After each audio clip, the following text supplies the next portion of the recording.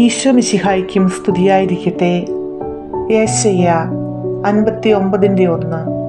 രക്ഷിക്കാൻ കഴിയാത്ത വിധം കർത്താവിൻ്റെ കരം കുറുകിപ്പോയിട്ടില്ല, കേൾക്കാനാവാത്ത വിധം അവിടുത്തെ കാതുകൾക്ക് മാന്ദ്യം സംഭവിച്ചിട്ടില്ല.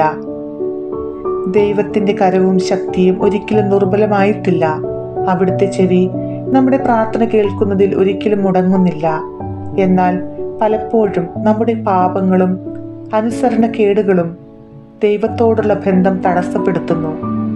പ്രശ്നങ്ങൾ, തടസ്സങ്ങൾ, വേദനകൾ എല്ലാം നമ്മെ കീഴ്പ്പെടുത്തുമ്പോഴും ദൈവത്തിൻ്റെ കരം രക്ഷിക്കാൻ പര്യാപ്തമാണ്.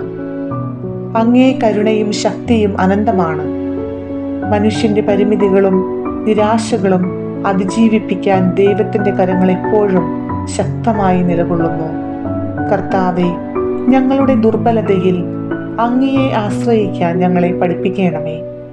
ഞങ്ങളുടെ പ്രാർത്ഥനകൾക്ക് മറുപടി നൽകുവാൻ കഴിയുന്നവനാണ് അങ്ങയെന്ന് ഞങ്ങൾ പൂർണ്ണമായും വിശ്വസിക്കുന്നു.